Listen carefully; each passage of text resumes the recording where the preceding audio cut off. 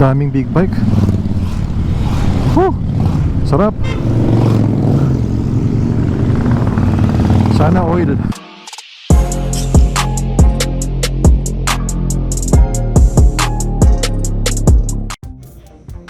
Good evening mga sir. Welcome again sa aking channel. So today, mag-unbox tayo ng ating nabiling GoPro 3.5 mic adapter at itong BY-LM20 Boya microphone. So uunahin natin buksan itong GoPro 3.5 mic adapter. So use nga po pala nitong GoPro mic adapter is para magamit natin itong Boya microphone dito sa ating action camera o GoPro. Okay, so buksan na po natin siya.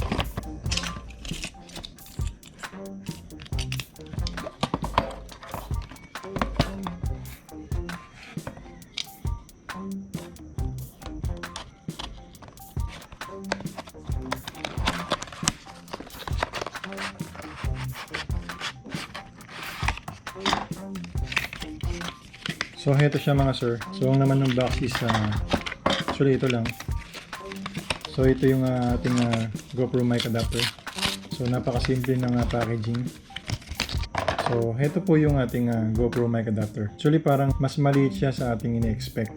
Yung texture niya parang matte black na medyo may pagka-madulas siya. So very simple. So mukhang matibay naman. Yung wire niya is mataba rin. Then yung quality ng Type-C connector, okay din siya. High quality ang dating. So ito mga sir. Ayan. Susunod natin bubuksan itong Boya lavalier microphone. Then susubukan natin sa GoPro para matest kung ano yung audio quality niya pagka siya ang gamit natin. Okay, bubuksan natin.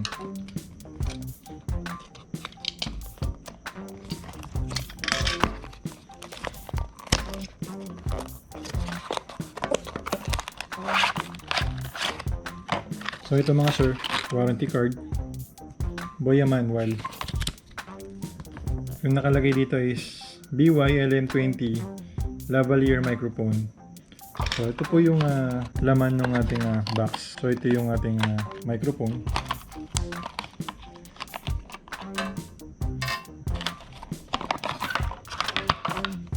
Meron tayo dito mga sir is adapter siya.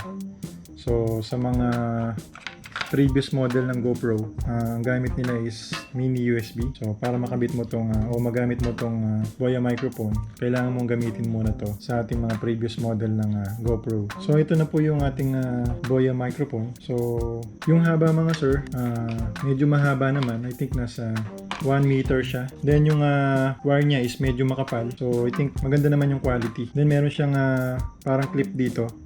So itong ginagamit kong microphone is ito yung built-in ng GoPro. So later i-check na mga sir kung paano yung performance nitong Boya microphone compare dito sa built-in microphone ng GoPro. So heto mga sir, bali nakakabit na po itong Boya microphone. So yung naririnig nyong audio is nanggagaling dito or dito pumapasok. So medyo malayo siya sa atin.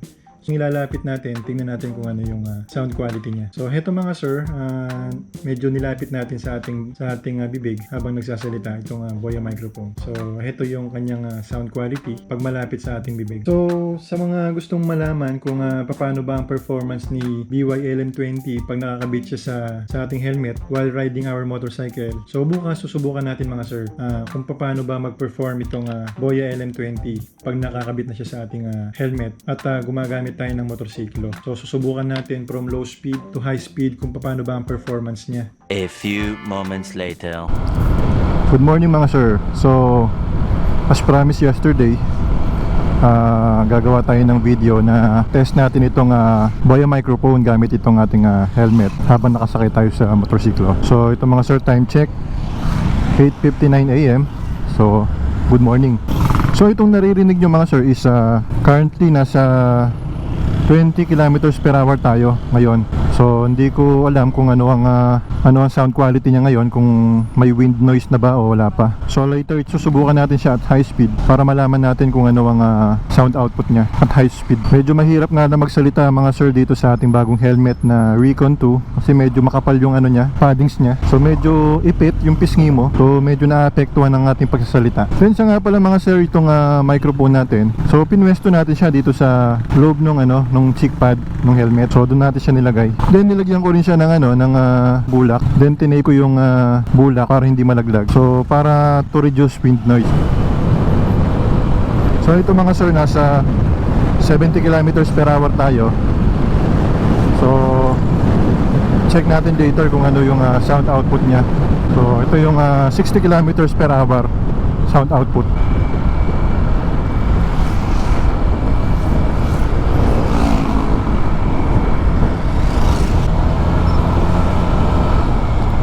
So ito nga palang dinadaanan natin ngayon mga sir is papunta sa sa Monasterio de Tarlac. So kung di pa kayo nakapunta, dito yung way.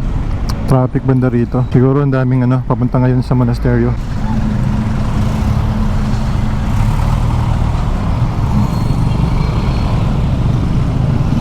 So ito mga sir, makakapag-test tayo ng medyo mabilis dito, 80 kilometers per hour. So hindi ko sure kung naririnig nyo pa ang aking boses. So ito 90 kilometers per hour. So ayan mga sir. So sana naririnig nyo pa ako. Ito 100 kilometers per hour. So I hope naririnig nyo pa ako. So yun po mga sir, yung audio test ng Boya microphone BY-LM20. So yung sound test na ginawa natin. So tinest natin siya at low speed up to high speed. So 100 kilometers per hour. So sana medyo maganda yung audio output niya. So hindi naman tayo nag-i-expect kasi hindi naman siya ganun kamahal. So nabili ko nga pala ito mga sir is nasa 550 pesos. So ayun, so pahinga muna tayo dito mga sir. 1 minute 37 seconds later. So yun po mga sir, nagpahinga tayo sandali. Chinek na rin natin yung yung output nung ginawa nating test. So kinunek ko yung cellphone dito sa ating GoPro para ma-view natin yung yung video kanina. So far, okay naman siya at high speed, no? So kung narinig nyo siya kanina, even at high speed na 100 kilometers per hour, naririnig pa rin natin yung boses natin. So overall, okay naman yung Boya microphone. So hindi ko sure kung merong epekto yung ginawa nating paglagay ng cotton o bulak dun sa paligid mismo ng microphone. So nagkaroon siya ng benefits dun. So ayun, ayun yung test na ginawa natin. Sana nabigyan ko kayo ng reference kung nagbabalak kayong bumili ng external microphone para sa inyong mga action camera. Tingin ko okay naman at this price range. So yun, babalik na tayo mga sir. Medyo napapalayo na tayo. So yun guys, hanggang sa muli. Sana nag-enjoy kayo sa video na to.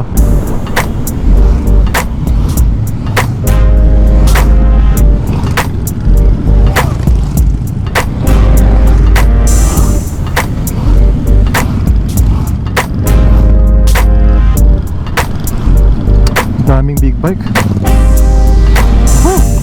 Sarap.